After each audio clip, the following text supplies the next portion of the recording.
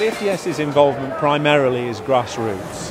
What we feel though is that by providing more opportunities for youngsters and people above school age to get involved in sport who are disabled, then out of that, if you like, there will be the opportunity for national governing bodies to recognise talent and to develop into some of the elite athletes that we've seen at events like the Paralympics. English Federation of Disability Sport has a vision which is disabled people are active for life, but with the opportunity for people to develop through to the highest levels possible.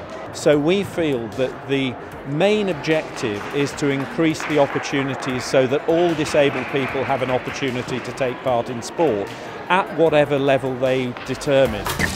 One of the things that we've, especially in London, we've been able to do is we've been able to do research across the penathlon schools, and what we've found is that it's had a dramatic effect on things like self-esteem, behaviour in school, kids becoming leaders within their own school environment.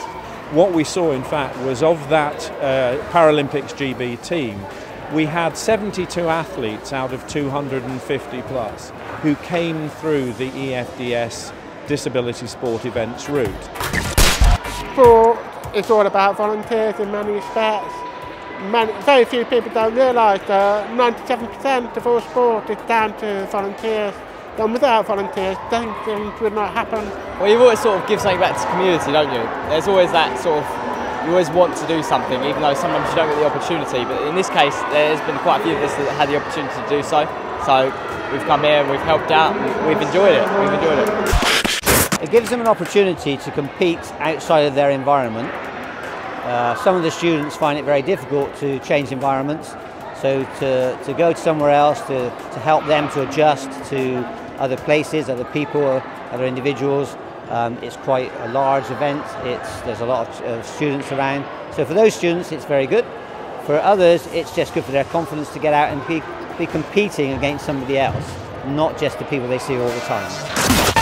We do a lot of work with the English Federation of Disability Sport, who provide a forum for myself and other colleagues in the region who do a similar role, and just it's that networking to engage with ourselves, to the governing bodies of sport, just to pull everything together really, because that local knowledge of disability organisations and just bringing sport together with that often we struggle in terms of engaging with disability people. If you think about it, we've got 1 in 4 households in the UK who have somebody living with them who has a disability.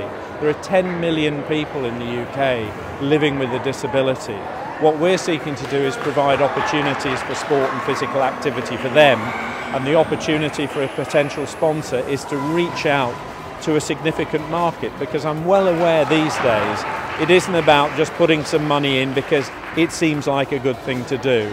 There has to be some commercial benefit, there has to be some payback. You've only got to look at the sponsors, the main sponsors in the Paralympics, the people such as Sainsbury's, who I think stand out head and shoulders perhaps above the others as well, to recognise that they get it. And your pound goes an awful lot further in disability sport than it does in some mainstream sport activities as well, that's for sure.